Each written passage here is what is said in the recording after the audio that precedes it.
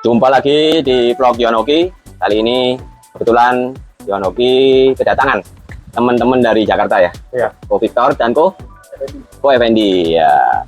Hari ini kebetulan saya pakai baju biru ya. Apresiasi untuk tim Samurai Biru. Nah ini pakai ikut Samurai Biru nih ya. Tadi malam ya, Jepang ya, mengejutkan ya, bisa ngalahin Spanyol 2-1 dan menjadi juara grup E dan lolos ke fase berikutnya. Kenapa saya sebut seperti itu? Karena video ini biar menunjukkan timeline. Jadi ada momen, terus kita take video ini, jadi tahu kira-kira tanggal berapa kita take video ini, kan begitu. Nah, kecuali kalau saya pakai ahli nujum ya kan, sebelum terjadi kejadian bisa ngomong, tapi kan nggak seperti itu. Kali ini pelatihan dengan Ko Victor dan Ko Effendi dari Jakarta. Ini menarik, nah, teman-teman. Jadi Ko Victor ini sudah pasang box ya? Sudah. Di 2 tempat ya? 2 tempat. Ada satu yang di ruko, ada satu lagi yang di rumah ya? Ya. Seperti itu. Masing-masing berapa box? Yang di ruko 100, yang di rumah saya 105. 100. Nah, 105 di ruko 100, di rumahnya 105, anggap aja 100. Dan uniknya juga perbandingan filtrasinya udah cukup memadai sebenarnya. 1 dibanding 2 ya. Iya. Masing-masing ya, di ruko dan di rumah ya. Namun mereka berdua datang ke Surabaya ini ya. Iya. Bela-belain dari Jakarta ke Surabaya tadi pagi ya naik flight ya. Iya. Tapi menginap kan nanti malam ya? Nginap 1 malam, besok baru kembali ke Jakarta. Iya. Oh seperti itu. Tentunya ada hal yang ingin dipelajarin ya. Benar. Nah seperti itu. Latar belakangnya apa? Kok mau bela-belain ke Surabaya gitu loh? Mana waktu ini? Yang pasti pengen jadi lebih baik, lebih benar. Lebih benar. Kalau sekarang banyak salahnya. Karena kematiannya lumayan banyak itu loh, lebih dari 50%. Lebih dari 50% ya. Kematian dari kepitingnya ya. Itu soka atau penggemukan, Bu? Penggemukan dan soka juga. Ada soka juga. Udah berapa kali masuk periode bibit? Untuk kepiting. Kalau untuk di rumah saya itu udah 2 kali. Coba 2 kali, oke. Kalau yang di ruko 2 kali juga ya? Di ruko juga 2 kali. Jadi teman-teman bisa didengar sendiri bahwa Ko Victor dan Ko Effendi ini benar-benar udah pasang crab box. Filtrasinya juga udah baik, fondasi secara volume ya kan. Nah, terus sudah 2 kali masuk bibit, periode masuk bibit, ternyata hasilnya masih belum optimal. Belum. Ya kan. Jadi memang di pelajaran ini, di pelatihan vertical crab box ini memang tempatnya juga bukan untuk pengajaran sebenarnya. Tetapi ya sudahlah, kita seadanya, yang penting kita nanti bisa berusaha untuk benahin punya Ko Victor dan Ko Effendi. Kan seperti itu. Ya kan. Jadi fondasi filtrasi yang benar memang lebih besar, 1:2 itu mestinya 1:3, tetapi oke lah 1:2 masih oke. Akan tetapi fondasi daripada vertical crab box itu bukan cuma di besar volumenya aja, tapi masih ada beberapa lagi titik-titik fondasi yang harus dibenahi, yang harus diperhatikan dan harus dijaga dan dirawat. Sama seperti orang bangun rumah, mungkin perlu 10 titik fondasi. Nah, filtrasi itu mungkin 40%-nya adalah 4 saja. Yang 6 lainnya ada airnya, ada bibitnya dan lain sebagainya. Yang nanti akan kita bahas sekarang setelah ini ya. Jadi kita akan mulai untuk pelatihan kali ini. Nanti terakhir pesan dan kesannya dari Ko Victor dan Ko Effendi nanti kita rekam. Oke, itu aja dulu. Nah, sekarang udah mau jam 5 sore ya, Ko Victor, Ko Effendi. Tadi kita start dari jam 1 ya. Benar-benar antara 4 jam ya kita ngobrol-ngobrol. Materi yang udah saya berikan ke Ko Effendi dan Ko Victor.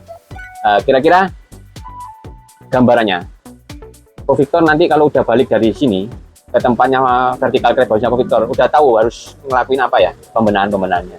Kira-kira bagaimana? Banyak sih, jadi kayaknya perlu renovasi filternya, terus kadar air yang tadi parameter yang dikasih tahu, semuanya sih kayaknya banyak perubahan sih pasti. Banyak PR maksudnya ya? Banyak PR. Perubahan. Seperti itu. Nah, akhirnya setelah mendapatkan penjelasan dari saya, kira-kira Ko Victor bisa memahamin kemarin banyak kematiannya juga udah mulai menebak-nebak ya. Kira-kira kenapa ya di air saya kan begitu? Benar. Atau masih benar-benar nggak ngerti juga? Setelah saya jelasin masih tetap nggak ngerti atau gimana? Udah tahu sih. Jadi sih kayaknya banyak kesalahan sih yang saya lakukan gitu kan. Maksudnya mulai dari filternya sampai akhir yang harus dilakukan, terus pemipaannya banyak sekali yang salah. Dan pas ikut pelatihan ini harus banyak dirubah gitu, mau segera dirubah. Saya berharap sih bisa berhasil. Ya, jadi ya seperti Ko Victor ngelihat ya tadi sebelum kita pemberian materi ada beberapa ngelihat kepiting-kepiting saya yang sisi sana ya. Yang sisi sini memang agak kosong, yang sisi sana penuh ya. Nah, kira-kira Ko Victor bisa mengetahui kalau kepiting saya ini sedang sehat atau sedang biasa-biasa atau cenderung makan kurang sehat. Menurut Ko Victor bagaimana dari melihat sendiri di sini? Karena saya sudah 2 kali masukin bibit ya, jadi saya paham gitu. Ini kepiting sehat gitu loh, kepiting yang benar-benar sehat gitu, bukan kepiting yang lemas, kepiting sakit bukan, tapi kepiting yang benar-benar sehat. Jadi tempat saya seperti itu ya. Iya, sehat. Jadi saya sambil memberikan materi, memberikan bimbingan, tetapi di tempat saya sendiri baik-baik saja kan, begitu ya kan. Jangan di tempat saya sedang terkendala, tapi saya memberikan arahan. Ini kan kurang elok lah menurut saya. Iya. Ya kan. Tapi Ko Victor saksikan sendiri ya. Iya, real. Real ya.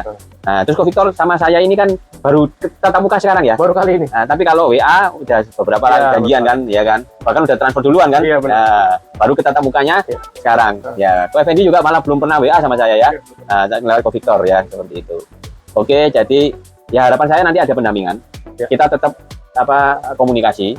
Kita pulang dari sini mungkin minggu depan apa yang mau dilakukan duluan. Kalau ada lupa dari penjelasan saya hari ini bisa ditanyakan ulang di pendampingan. Siap. Seperti itu. Besar harapan saya juga segera diberesin, bisa berhasil. Kalau saya ada kesempatan, saya mau ke Jakarta, saya mau take video. Siap, boleh. Ya, boleh ya. Jadi ibaratnya sekarang saya upload waktu pelatihan, waktu belajar.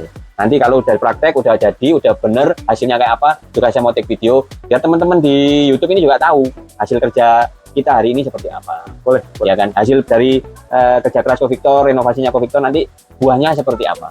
Iya, siap. Ini kita mau membuktikan bahwa benar-benar vertical crab house ini sebenarnya bisa menghasilkan yang baik, bisa menjadi baik. Asal ya tahu poin-poin yang harus dijaga dan tidak harus dijaga. Kan begitu. Harus dilakukan dan tidak boleh dilakukan itu tahu semua seperti itu. Iya.